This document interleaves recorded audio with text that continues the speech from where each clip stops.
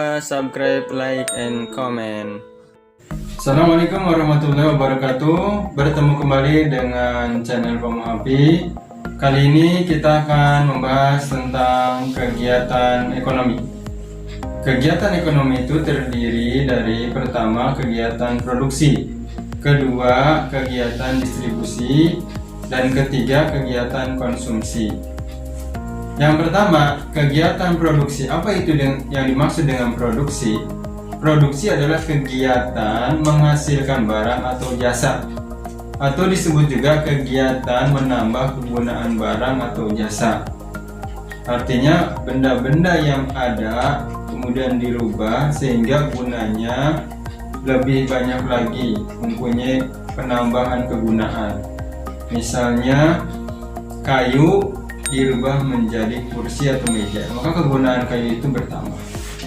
Nah, pelakunya itu disebut dengan produsen. Dalam kegiatan produksi ini ada beberapa faktor yang mempengaruhi, yaitu apa yang dimaksud dengan faktor produksi? Yaitu sumber daya yang mendukung kegiatan produksi itu sendiri. Apa saja? Yang pertama, faktor produksi asli.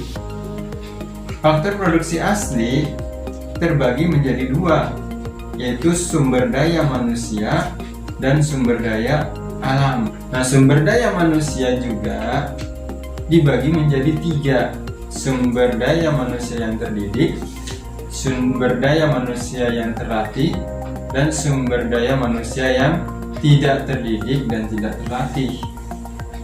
Yang terdidik itu orang-orang yang dididik terlebih dahulu sehingga dia mempunyai kemampuan.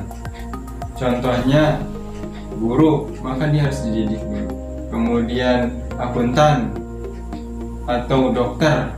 Nah, ini mereka membutuhkan pendidikan. Yang kedua yaitu terlatih. Orang-orang yang membutuhkan latihan sehingga dia mempunyai keahlian, mahir dalam bidangnya. Contohnya supir. Nah, dia butuh latihan dulu untuk menyupir sehingga dia menjadi orang yang ahli, yang terampil. Atau pilot, dia harus berlatih dulu sehingga dia bisa menerbangkan pesawat. Atau montir, dia perlu dilatih sehingga bisa menjadi seorang montir. Dan yang ketiga yaitu sumber daya manusia yang tidak terdidik dan tidak terlatih. Jadi tidak membutuhkan pendidikan dan pelatihan. Contohnya apa? Buruh. Tidak ada pelatihan buruh, pendidikan buruh tidak ada.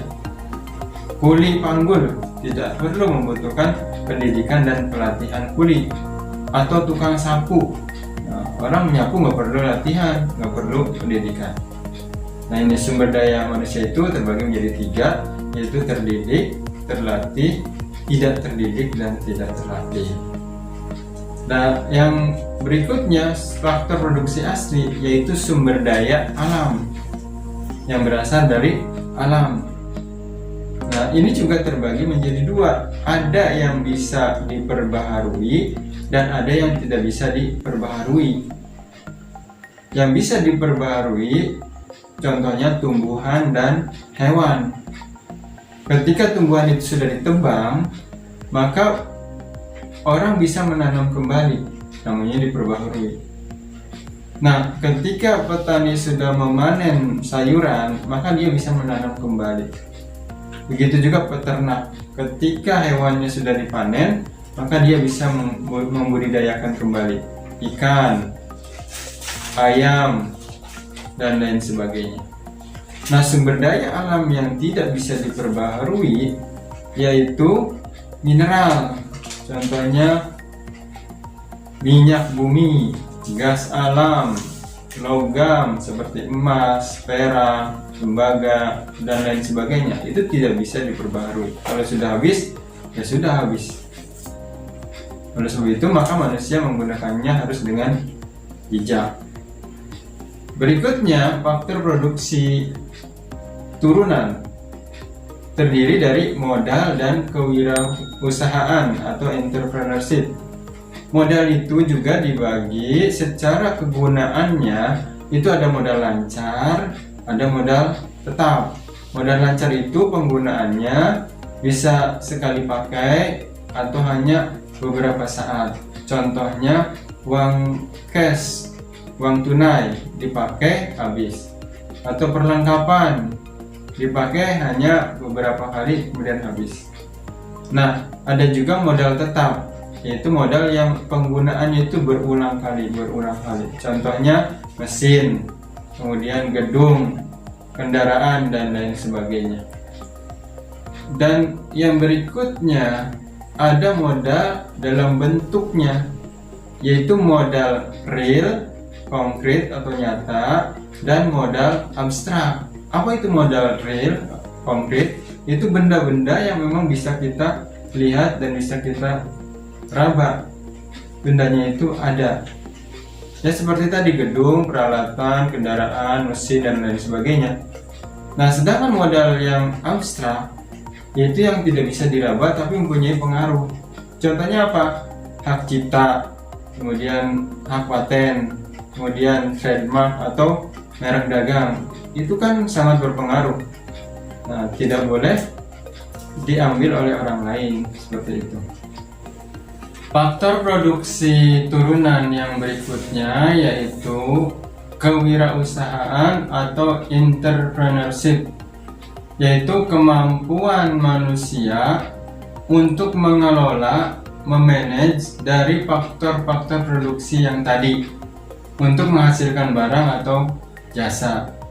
Nah, ini sangat penting juga, maka disebut faktor turunan. Yang berikutnya, kegiatan ekonomi, yaitu distribusi. Apa itu yang dimaksud dengan distribusi? Yaitu menyalurkan barang atau jasa dari produsen kepada konsumen. Jadi di dalam distribusi itu terdiri dari pengepakan, penggudangan, kemudian perdagangan. Ini kegiatan distribusi. Pelakunya disebut distributor. Nah, dalam distribusi pun ada faktor-faktor distribusi. Apa saja faktor distribusi? Yang pertama, sifat barangnya. Barang itu tahan lama atau tidak tahan lama atau mudah busuk. Nah, kalau tahan lama berarti pihak produsen itu tidak perlu terburu-buru untuk mendistribusikannya. Tapi kalau barang-barangnya itu mudah rusak atau mudah busuk, maka harus disegerakan. Berikutnya, faktor produksi yang kedua yaitu luasnya daerah pemasaran. Apakah menyebar atau dia terpusat di satu tempat? Kalau menyebar butuh waktu yang cukup lama, butuh tenaga juga yang lebih banyak. Tapi kalau terpusat lebih mudah dan lebih cepat. Yang ketiga yaitu jumlah barang. Jumlahnya banyak atau jumlahnya sedikit. Kalau jumlahnya banyak berarti membutuhkan tenaga dan waktu serta biaya juga cukup banyak. Waktu cukup lama. Tapi kalau sedikit gampang, mudah selesai. Nah, yang berikutnya adalah sarana komunikasi. Ini yang mempengaruhi distribusi juga. Ketika sarana komunikasinya lancar, maka distribusi akan lebih lancar juga. Contoh misal handphone. Itu handphone walaupun ada handphonenya, tapi kalau tidak ada sinyalnya, maka tidak bisa digunakan. Susah untuk menghubungi si konsumen, atau susah dari konsumen menghubungi produsen. Misal di daerah pegunungan, itu sinyal sulit, atau daerah-daerah yang tidak punya pemancar balik atau BTS itu sulit. Nah, berarti ini sangat mendukung. Kemudian berikutnya sarana transportasi, yaitu yang mengantarkan barang itu dari produsen kepada konsumen. Transportasi itu ada yang lewat darat, pakai motor, pakai mobil, pakai sepeda juga bisa. Ada yang lewat laut, menggunakan kapal laut. Nah, biasanya ini eksportir ya. Kemudian ada yang menggunakan pesawat udara. Nah, ini lebih mahal dan tapi lebih cepat. Dan yang terakhir adalah biaya pengangkutan. Ketika biaya pengangkutannya mahal, maka pihak produsen harus mengeluarkan biaya lebih. Tapi kalau biaya pengangkutannya murah, maka dia akan lebih ringan, sehingga mempengaruhi harga. Ketika biaya angkutnya mahal, pasti harganya akan disesuaikan. Ketika biaya angkutnya murah, maka harga barangnya bisa lebih murah. Nah, ada mata rantai distribusi. Yang pertama yaitu distribusi secara langsung dari produsen kepada konsumen.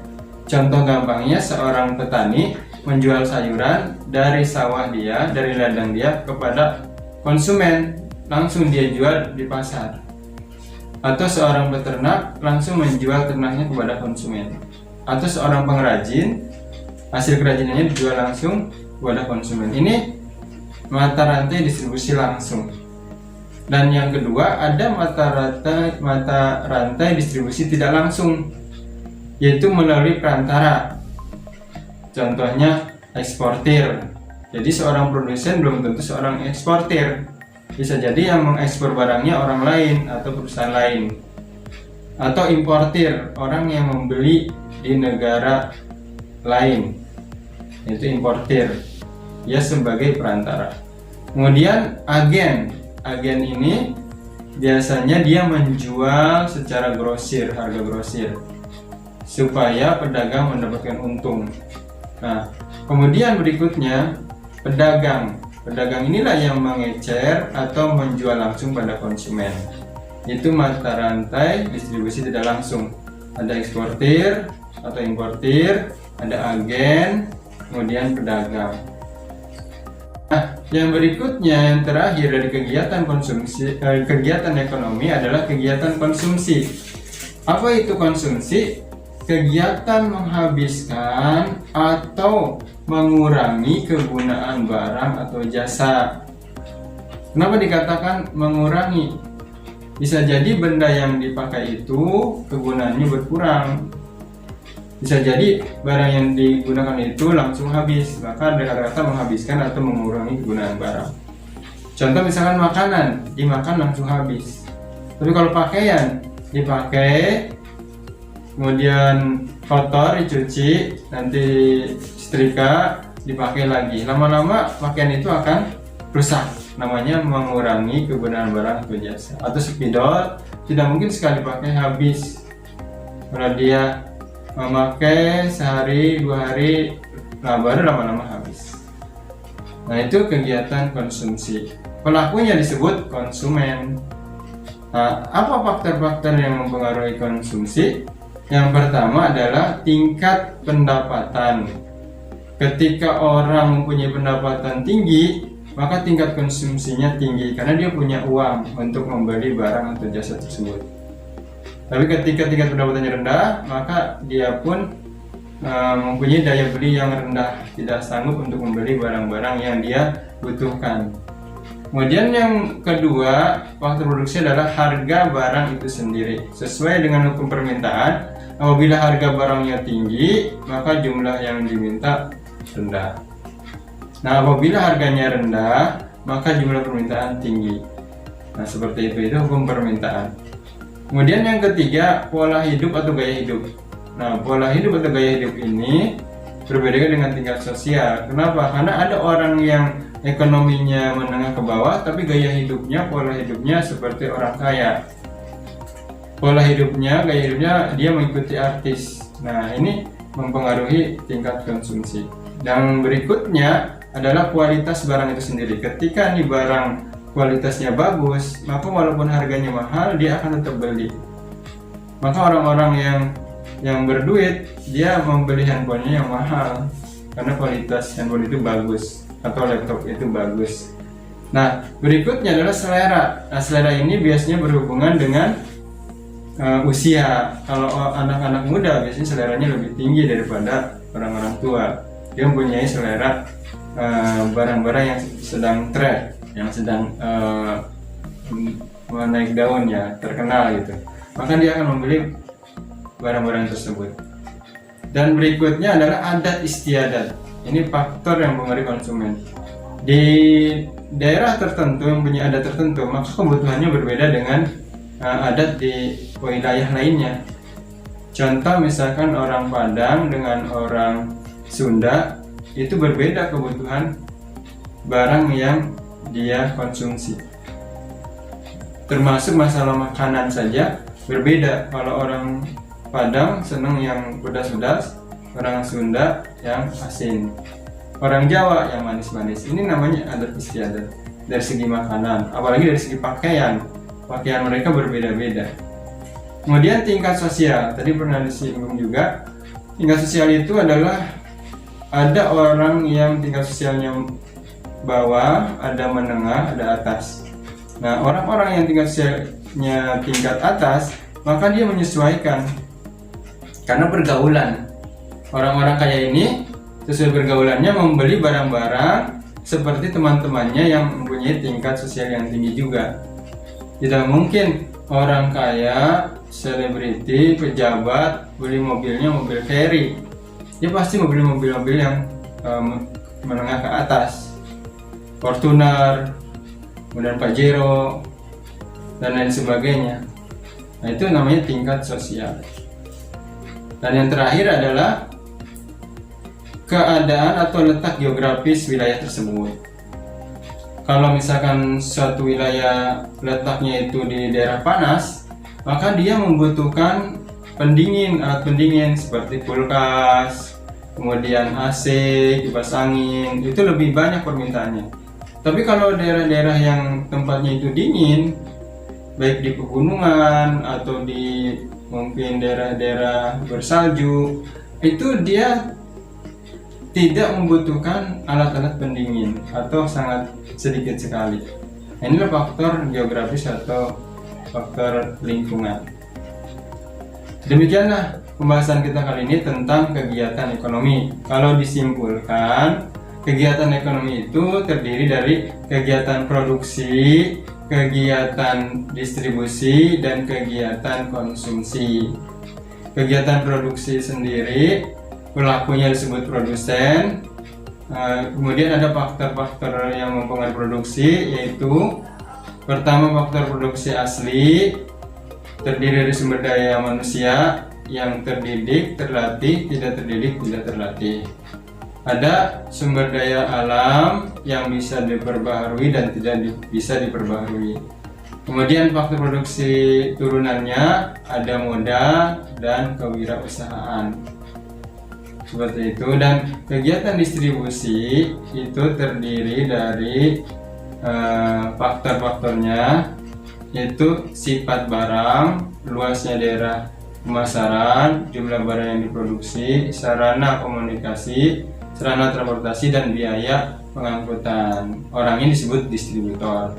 Mata rantai distribusi terdiri dari langsung dan tidak langsung. Dan kegiatan konsumsi, pelakunya disebut konsumen. Faktor yang mempengaruhinya diantaranya tingkat pendapatan, harga barang, gaya hidup atau pola hidup, kualitas barang, selera, adat istiadat, tingkat sosial, dan letak geografis. Demikian, semoga kalian dapat memahaminya. Assalamualaikum warahmatullahi wabarakatuh.